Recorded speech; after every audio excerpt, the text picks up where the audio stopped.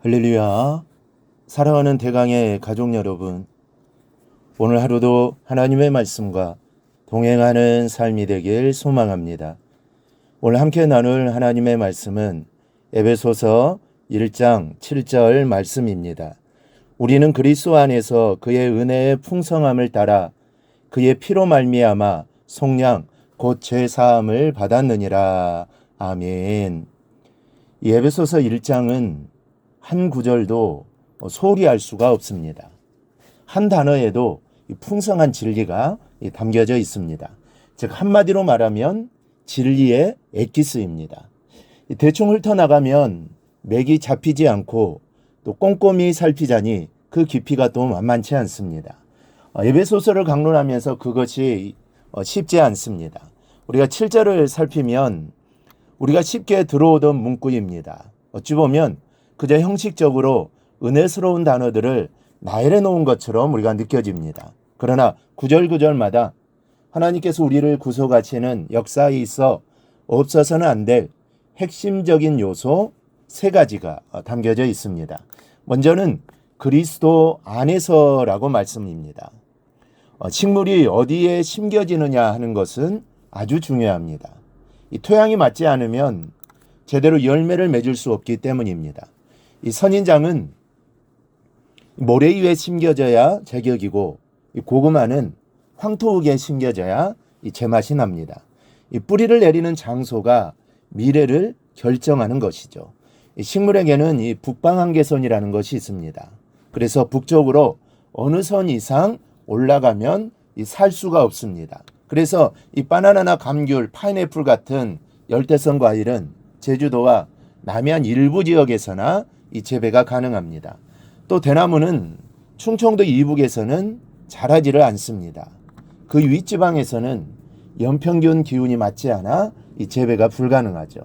요한복음에서 예수님께서는 우리를 포도나무로 비유하십니다. 나는 포도나무요 너희는 가지라. 그가 내 안에 내가 그 안에 거하면 사람이 열매를 많이 맺나니 나를 떠나서는 너희가 아무것도 할 수 없음이라 말씀하십니다. 즉 주님 안에 있어야 많은 열매를 맺는다는 것이죠. 그러니 말씀대로 우리의 중심이 어디에 뿌리를 내려야 할까요? 바로 예수님의 품 안입니다. 오늘 본문의 그리스도 안에서 구속을 받았다는 말씀과 맥이 통하는 말씀입니다. 하나님의 구속의 역사가 일어난 장소를 말씀하시는 것이죠. 구속의 역사가 우리 안에서 이루어진 것이 아닙니다. 주님 안에서 이루어졌습니다. 그러니 내가 주님 안에 있어야 합니다. 예수님 안에 있어서 십자가에 못 박혀야 합니다. 예수 안에 있어야 만이 하나님의 구속의 역사가 싹이 트는 것입니다. 그리고 많은 열매를 맺게 되는 것이죠. 주님을 떠나서는 어떠한 것도 이룰 수 없습니다. 이 사실을 잊지 말고 늘 주님 안에 거하는 삶을 살아가기를 축복합니다. 둘째는 그의 은혜의 풍성함을 따라라고 말씀합니다. 우리는 아무것도 가진 게 없습니다. 아주 가난합니다. 이렇게 말씀드리면 나는 그래도 가진 것이 얼마만큼은 된다라고 아마 생각하시는 분도 있을 겁니다. 좋은 집을 갖고 계신 분도 계실 것이고 또 수억 대의 주식을 가지고 계신 분도 있을 수 있습니다. 나는 물질은 없어도 건강은 가지고 있다. 또 자부하시는 분도 있을 겁니다. 가진 것은 없지만 행복은 내 것이다라고 생각하시는 분도 있을 겁니다. 그런데 왜 내가 가난하냐고 반문하실지도 모릅니다. 그럼에도 불구하고 인간은 아주 가난한 존재입니다. 인간은 하나님의 심판과 죽음의 형벌에서 구속받는 데 필요한 것이 아무것도 없습니다. 구속에는 물질도 소용없습니다. 내 몸의 건강도 누리는 행복도 하등 소용이 되지 않습니다. 수표가 아무리 많아도 그것은 구속받는 일에 내어밀 쪽지조차 되지 않는 것입니다. 그래서 구속의 조건으로 바울은 주님의 은혜의 풍성함을 말하고 있는 것이죠. 구속받기 위해 필요한 것이 우리에겐 아무것도 없지만 그러나 그리스도 안에서 은혜로 넘치도록 담겨져 있다라는 사실입니다. 바로 그것으로 부족함을 채움받아 우리가 구속을 받게 되는 겁니다. 때문에 주님의 은혜의 풍성함은 꼭 자동차 뒤로 대형 유조차가 따라다니는 것과 같습니다. 우리가 도착해야 할 하나님 나라까지 전혀 부족함 없이 하나님께서 그리스도 안에서 필요한 것들을 계속해서 채우시는 겁니다. 그 채워주심이 있으면 우리는 하늘나라까지 무사히 가게 되는 것이죠. 그러니 우리는 주님만 따라가면 되고 주님의 은혜를 구하면 됩니다. 구하기만 하면 은혜가 풍성하게 주실 것입니다. 그 은혜로 늘 살아가기를 축복합니다. 셋째는 그의 피로 말미암아라고 말씀합니다.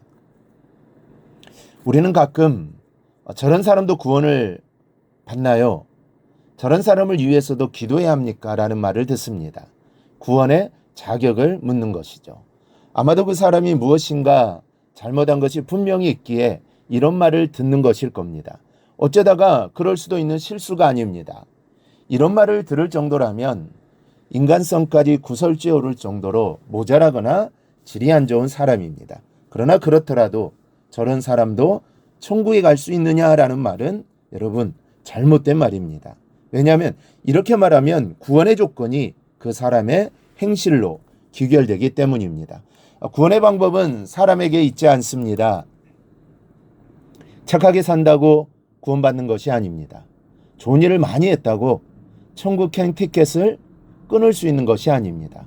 구원에 이르는 길은 오직 하나 예수 그리스도의 흘리신 피밖에 없습니다. 그것이 죄사함의 길이요 구원의 길이요 영생의 길입니다. 여러분 다른 길은 없습니다.